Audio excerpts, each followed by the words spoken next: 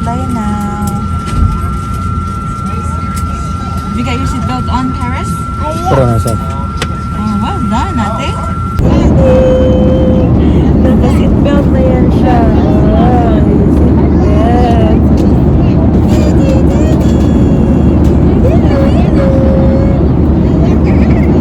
It's nice. Should give it to you.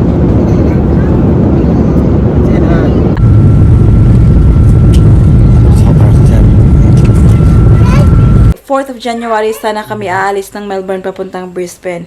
But, Daddy Mike moved it for today, which is the 30th of December. So, yeah, napaaga yung papunta natin dito, guys, kasi yung rason is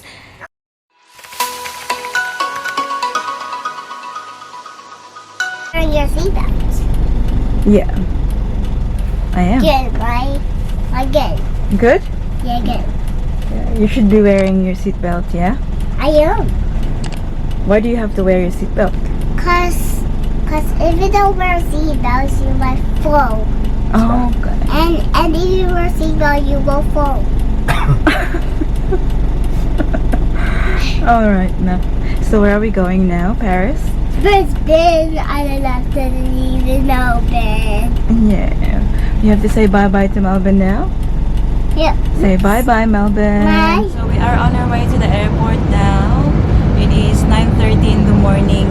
Yung flight pala namin is not until 12:10 ng hapon. Yeah. Pero we just wanna be early there, guys, kasi sa sitwasyon ngayon, 'di ba? Hindi namin alam baka may may mga ibang mga requirements pa na hindi namin nagawa. So we'll make sure na may enough time kami. Kaya very early kami. Kahit domestic lang, parang lilipad ng international. We are like maybe 10, like 2 hours before the flight. Daddy's there. Hi, Daddy. Hello. Paris there. Are you excited na? Yes? Yeah, I can tell. You're excited. How about you, my love? You're very excited? Ayan ang aming mga bagahe, guys. So we have 4 na check-in luggages, tapos yung aming carry-on luggage, and then yung pram pala ni Celine ay ating i-check-in. So that's it, people. Goodbye, Melbourne. Thank you for what? How long was it? Yeah. 2010. 10 years.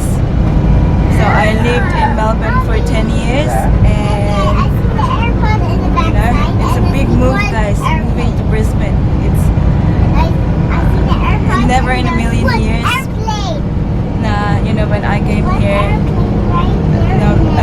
plano na magpunta ng Brisbane, na mag-move ng Brisbane. But, super excited. I think Daddy's very happy. Are you very happy, Daddy? Very happy. Yes. So, we'll see you there pagdating namin sa airport, guys. Hopefully, walang maraming churva-churva doon para smooth sailing lang tayo. A few moments later.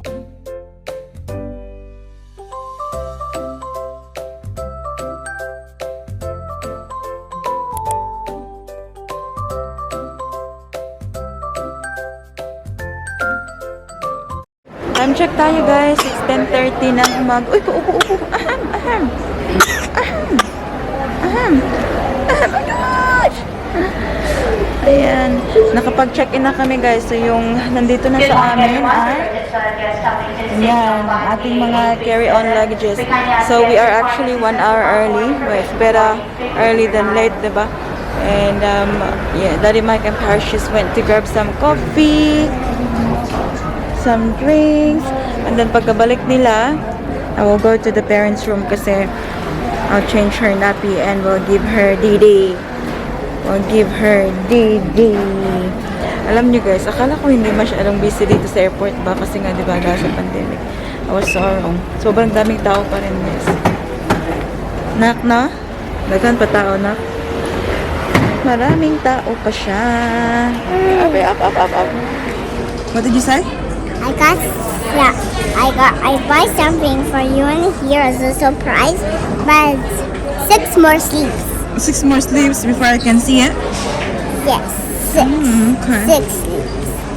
1, 2, 3, 4, 5, 6. Okay. 6 ones. Why 6? Because I'll be having 6 sleeves and I'll open my present.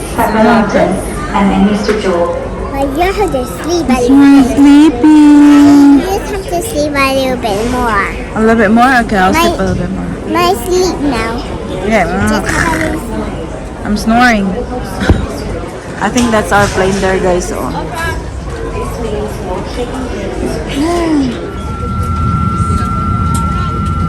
We're inside the plane now. Have you got your seatbelt on, Paris? Put on herself. Oh, well done, ate. She put it on herself. Yeah, so our flight will be 2 hours and 10 minutes. This one's so sleepy. Sleeping still, which is good.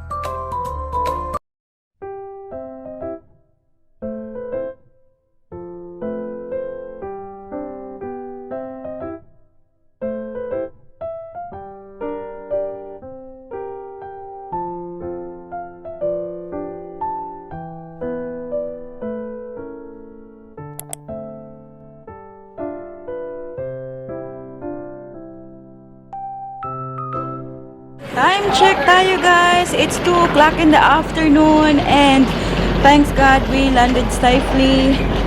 Welcome to Brisbane. Yes, dito na kami sa labas guys. Si Daddy Mike ay nandun pa sa loob. Kinuha niya yung ating mga bagahe. So kukuha kami ng taxi guys kasi dapat sana yung tito ko yung mag-pick up sa amin. Kaya nga lang sobrang dami ng aming mga bagahe. Kaya sabi ko, mag-ano na lang kami, mag-taxi na lang kami para kasya lahat. Kasi, ayan oh, ayan ang ating mga hand carry. So, meron pang malaking 4 na naka-check-in. So, sabi ko, ano na lang, mag-taxi na lang kami. However, later, kasi birthday ng pinsan ko today guys, sabi ni tito ko, pipick upin na lang daw nila kami doon sa hotel namin. Tapos, pupunta kami sa kanila. So, doon kami magdi-dinner sa kanila mamaya.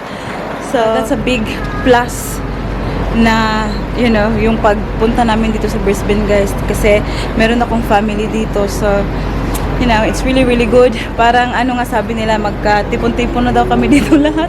Kasi nandito lahat yung mga, pinsan ko, yung tiyuhin ko, andito. Nak, no? Is Tito EJ and who's the other tito na? Tito Anthony. Tito Anthony? I don't remember. Tito Prince? I don't remember. Oh, you don't remember? Okay. Very suki na yan siya kasi natulog siya sa, sa plane and we had to wake her up. Tagal naman ni Daddy. Uy, okay lang kaya yun siya. Celine, welcome to Brisbane. Celine, baba. Baba. Here. Celine Ray. You right, Paris? Yeah, nangatol naman ka. Init. Just got taxi, guys. So, ayan yung dala naming bagahe, oh. So, do you reckon we can just leave the trolley here, Bob? Yeah. Mama, take you out. Paris, wait for Mama, nak.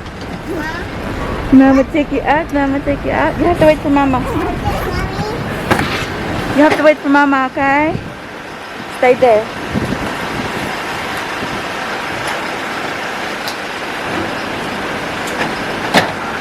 A few moments later.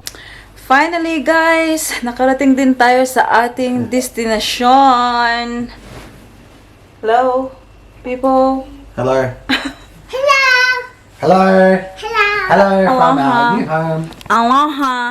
Hi, nabihisan ko na rin ang ating baby Celine. Brisbane now, peeps. So, nandito kami ngayon sa isang accommodation, guys, sa Mount Gravatt. And we are staying here until the 4th of January. And, alam niyo ba, diba, before, sabi ko sa previous video natin na 4th of January, sana kami aalis ng Melbourne papuntang Brisbane.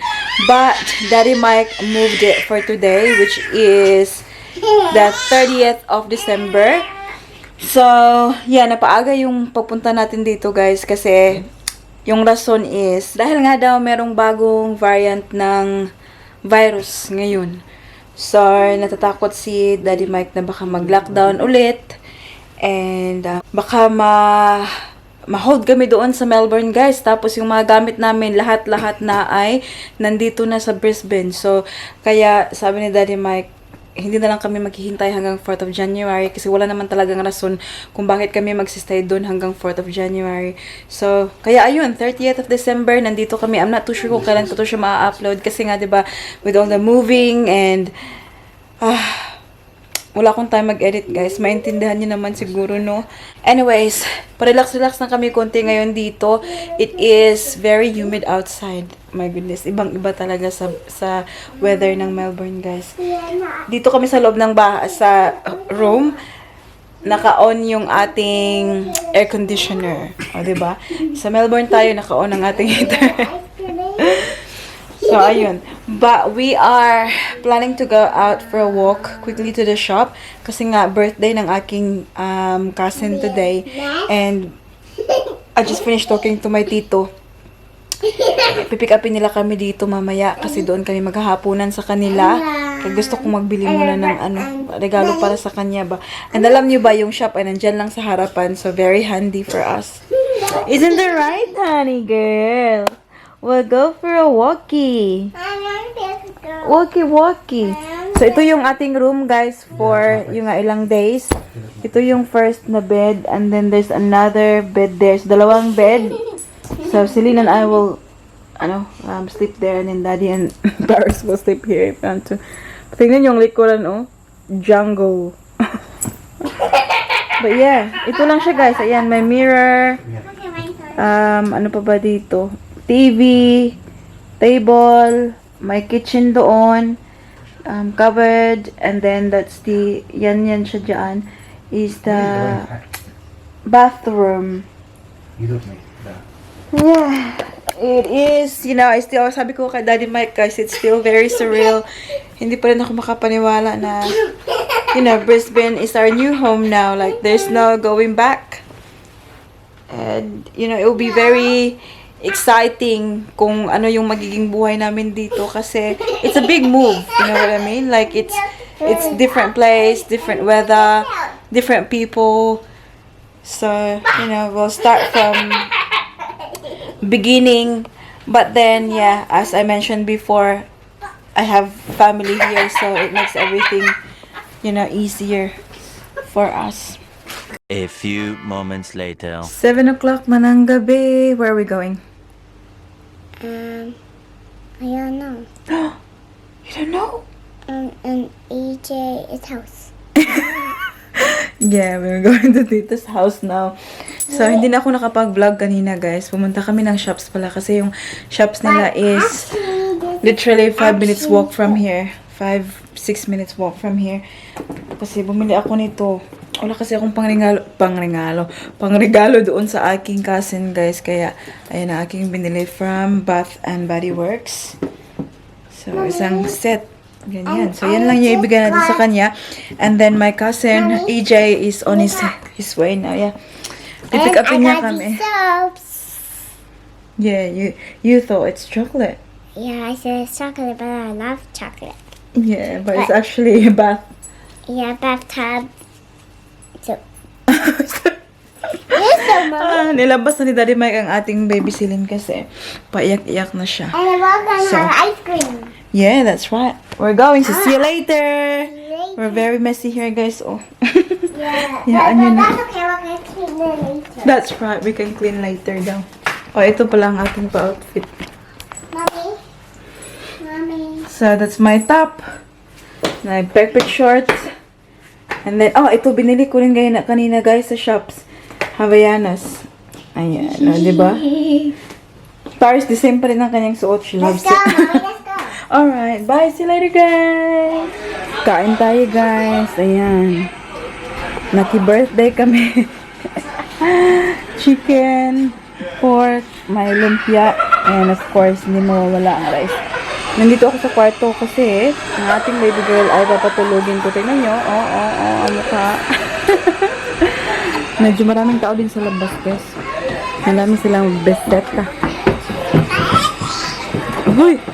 Hoy, don't close the anak. Tutoy, nak. Tutito. Oh, he's gone. Mommy. Ito siya. I play rock, paper, scissors, and he said he wants. Really? Yeah. Did she? Yeah, but I lose. You play again. I just no. I just finished my food. Did you? Did you eat rice now? No, you did not. I just finished Mommy. Oh, okay. Alright. But I lose from the rain. Don't cry. If you lose, then you have to play again. No, I can't play. I will lose again. No. Not. Oh no. You might win again, so you should keep trying. Go. Yeah. Tingnan niyo ang aking mga pinsan, mga gwapo, oh. Pakita ang mukha nila sa video. Hey, Paris, look in the camera. Look in the camera. Dagala si Tito ay. Sana all. Karen, did you eat? Karen. Yeah, she just ate rice.